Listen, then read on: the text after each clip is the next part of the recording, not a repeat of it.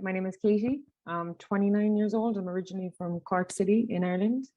I am not a teacher before I did this. I was actually a chef for 6 years. It's where I got my qualifications. I went to CIT, did a 2 year course in culinary studies, then went back and did a further 2 years and got a bachelor's of business in culinary arts, worked in the hospitality industry for a further year and a half.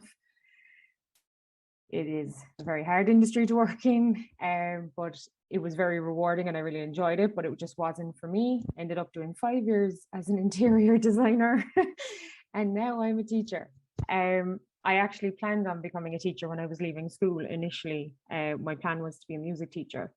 However, a very ill-timed and unfortunate injury to my neck and my shoulder and the right-hand side of my body meant that I had to stop playing guitar and piano, and you cannot be a music teacher in Ireland without piano.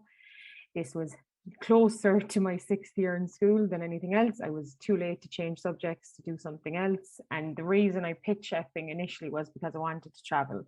The plan was actually to go traveling after I did the first 2 years of college. Ended up staying for the further 2 and got my bachelor's degree, and just with the way things went, ended up sticking around in Ireland. Then during COVID, not only did my job go, lots of other things happened in my life, and it was just a case of, okay, I'm turning 30 next year. I need to do something now. And teaching had never left my head. It was always something I wanted to come back to. And it's one of those things, like I said, music has always been a huge part of my life. It's like the one thing that I've always gone back to. And it was actually kind of through music, i.e. K-pop music, not only BTS, I promise, there's other K-pop bands if you go and look them up. But I actually really like Asian music. My sister has like a Chinese playlist on her Spotify for years. And during COVID, I got really into Asian music again, and watching a video on YouTube one day during COVID led to a video about a girl teaching in South Korea. Now, South Korea has actually always been something that's kind of been in my mindset, because my godfather's daughter has actually been here for 6 years teaching English. She's actually getting married here. She's staying here permanently. She's never coming home. I won't lie, I've been here for 3 months. I cannot see myself coming back to Ireland at all in the next for the foreseeable future. It is incredible here. But yeah, it was one of those things that one thing led to the next thing, led to the next thing. And that video definitely was that aha moment of like, oh, I can teach in Korea. Oh, I have all the qualifications. I have the bachelor's degree. My passport's in date. I can go and do the TEFL course. The perks of working here are not to be downplayed. It is amazing working here. Like you said, I work in what's called an evening school, like an evening hagwon. So I don't start work until 2 p.m. I work until 10 p.m. So I finished work just over half an hour ago. There's a beach. I live in a place called Haeundae, which is in Busan on the south coast. And it is sunshine 90% of the time. It is incredible. The beach is like 10 minutes that way. You can walk to it. It's incredible. I love it here. Honestly, it is amazing. I can't actually describe it any better than that. It's the best decision I've ever made coming here. Oh, you made me want to just hop on the next. I might be joining you very soon. I know you said there that you're in one of the hagwons. How have you found that experience, I suppose, working in the evenings, which would be a lot different really to the school system that we would have here in Ireland? Do you still find the time to kind of go traveling and that kind of thing? Yeah, I guess I was lucky in the sense that because I came from a chefing background initially, I was so used to working like 8 a.m. to close, whatever that meant when it came to the hospitality industry. Working weekends, I was used to constantly working. Now, I was very lucky in my retail jobs or in the interior design industry. I worked 9 to 5 Monday to Friday jobs. So this again, coming into this, when I did the interview process, I actually initially, when I started the idea to come here, I actually planned on coming here alone. So I was going to come without any help or any support. I just kind of put my head into it. And it was around this time last year, it was April of 2021. I started thinking about it. Now, there's two ways to teach English here. You can go to the EPIC program, which is the English program in Korea, or you can go to the Hagwon system. Now, I've gone through the Hagwon system. Hagwons have two forms. You can either teach day Hagwon or you can teach evening Hagwon. Day Hagwon is basically like a school system type of thing. It's like 9 to 6. And then you have evening Hagwon, which is what I do, which is 2 to 10. If you teach evening Hagwon, you're more likely to be teaching, you're definitely teaching elementary school, and you're most likely teaching middle school too. For me, that wasn't a problem, because I think personally, I was open to any and all experiences. I actually received 3 job offers when I did interviews.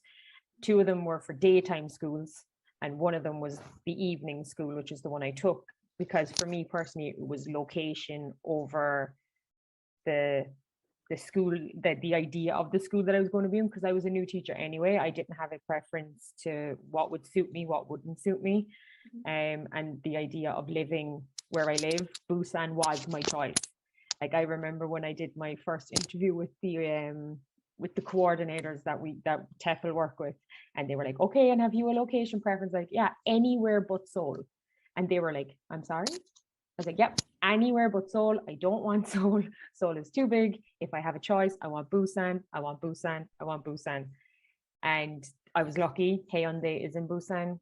I suppose in terms of traveling and doing stuff, the only thing I will say is, if you do decide to do the evening Hagwon, you have to be prepared for the fact you are working evenings. If you do meet people out here that are other teachers or other people or other expats, lots of them work in the daytime. You are missing out on some of the evening things that go on around, but I do have every weekend off. I also get to sleep in every morning if I want to, or I can go and spend the morning at the beach before it gets busy and then go to work. So I don't really feel like I'm missing out on anything, to be totally honest. It's yeah, it's I wouldn't change it. Now, I do think next year, possibly, like when I'm staying on next year, I haven't fully decided if I'm going to stay with this particular school, or maybe try the opposite next year to see if I prefer doing the daytime routine, because there's a big difference in the curriculums depending on whether you work in the daytime, whether that be through the EPIC in the daytime or Hagwon in the daytime, or you teach in Hagwon in the evening. I teach Hagwon in the evening. Basically, that means that these kids go to school at 8 a.m., they finish school at 2 p.m., then they come to me at 4 p.m. and they're still in school with me. Like, my last class every day is 9 p.m. I'm teaching 14 and 15-year-olds English at 9 p.m. Monday to Friday. Like, these kids are studying constantly. So what I do is I am just drilling them on like the speaking and the writing of English. That's the way my school works. But other schools might want you to teach all the grammar skills. Other schools might literally only want you to teach speaking skills. It totally depends. But because it's in the evening, it's a set curriculum. You are kind of given what to teach and given time to prepare how you want to teach it. There's less lesson planning involved in what I do in the evenings. If it was daytime, I am their primary teacher, their primary English or any form of teacher. Therefore, it requires a fair bit more lesson planning than what I would do the way I work now. Yeah, and I suppose that's kind of one of the benefits of an internship program, really is, and I suppose one of being part of one of those evening schools as well, is the fact that, you know, as a first-time teacher, you might not have experience in lesson planning. And then, as you said, you may have the opportunity, or you will have the opportunity to extend your contract if you like, and you can look at other options then once you have that little bit of experience. So if anyone here is planning on traveling to South Korea, you know, there are plenty of options. You can give your preference on location, and the type of school that you're looking to teach in as well. And thank you so much, Katie. That's absolutely fabulous. I suppose I have one last question for you. I know that you come from the chefing background, so I want to know, how is the food playing out? Is it fantastic? Do you love it? It is. It's actually scary good.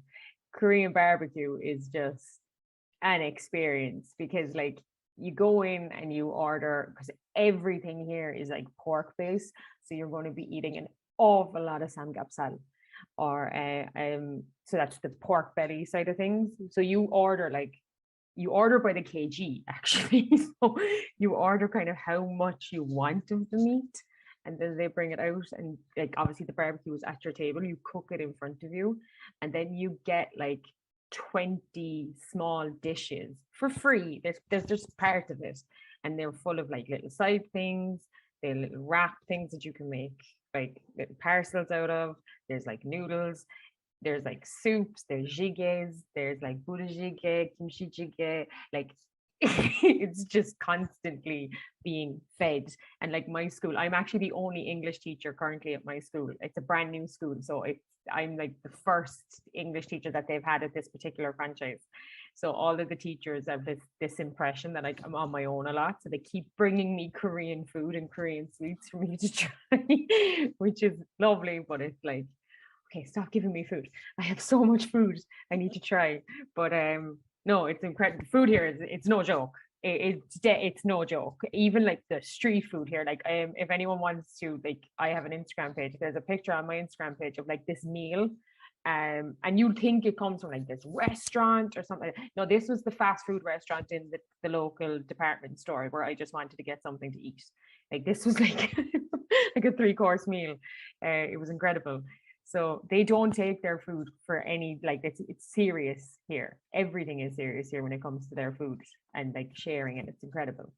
Oh, that's fantastic. Yeah, that kind of community, kind of Mhm. eating together kind of aspect of Korean culture is really interesting, and it's so fabulous. And I'm sure anyone that's looking to go to South Korea will benefit from that as well.